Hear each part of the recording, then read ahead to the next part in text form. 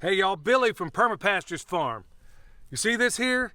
This is compost. In fact, what you see left in my hands is really compost, and we're going to be doing some magical stuff with it. But before we do that, I want to give honor to whom it's due, and who it is right up there in that chicken net. Those are the chickens. Those are the guys that made this awesome compost for us. Now, what are we going to do with it?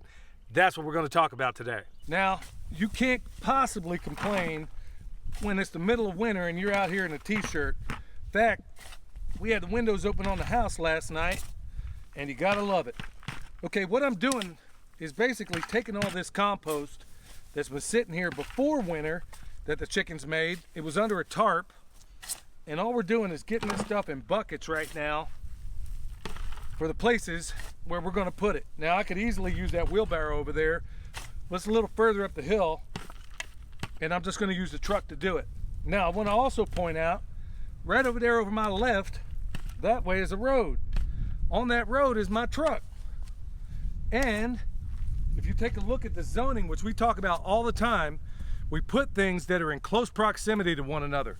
So I'm literally gonna walk with these over to my truck, put them in the truck, drive up where this stuff needs to be going, and I'm gonna show you where it's gonna go, and it's very close to my truck. Yeah, just what I wanna see in the bottom of here. See that worm? Got his little buddy over here too, got a bunch of them down in here. Look, I know we're in a crazy place in this world, but tomorrow, you think I'm joking, I'm gonna show you the best way to go about eating these guys. Stick around for that.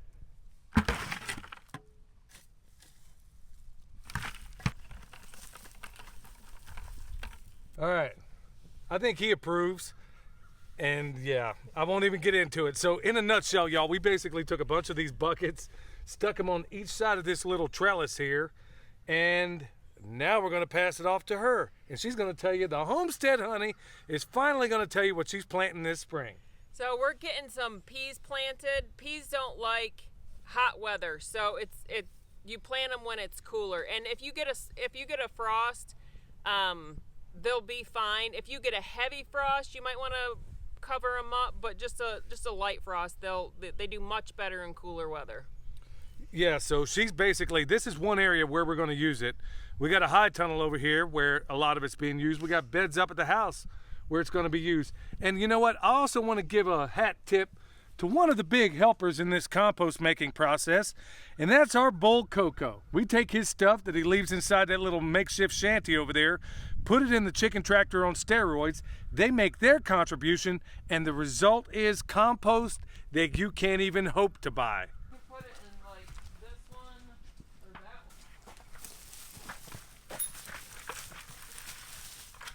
So we're essentially going to top dress a lot of these, and yeah, here we go, our biggest helper. Oh, another worm. Like I said, stick around tomorrow, y'all. This is what's on the menu. The other red meat. You think I'm joking? We've got a couple different varieties of beets planted in this bed. We've got some cabbage planted in this bed, onions.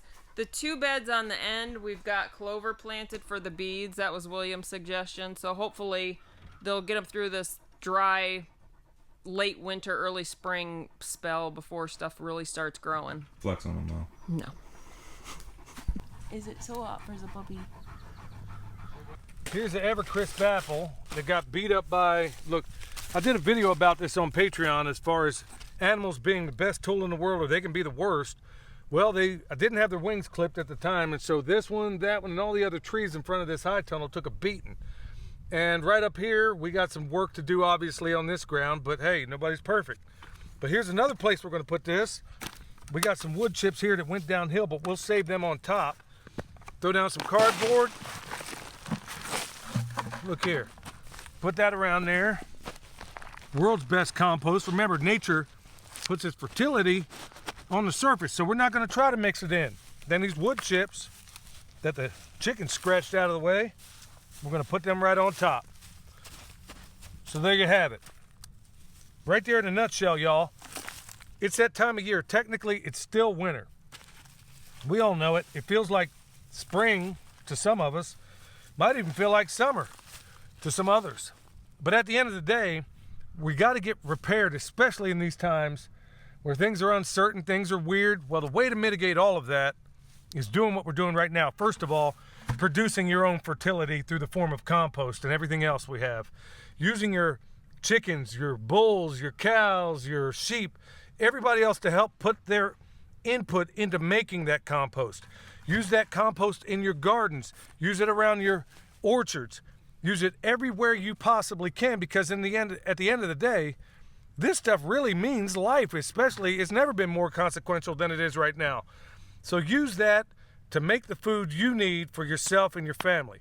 All right, the only thing left to do with this tree is basically put some of that bone sauce on it. For those that don't know, it's the world's best deer repellent, and we make it right here. So the rabbits won't be messing with it, deer won't be messing with it. By the time spring rolls around, this thing's gonna be hopping and popping along with everything else. All right, y'all, that's gonna do it for me. Till next time, this is Billy from Perma Pastures Farm, where permaculture is my passion.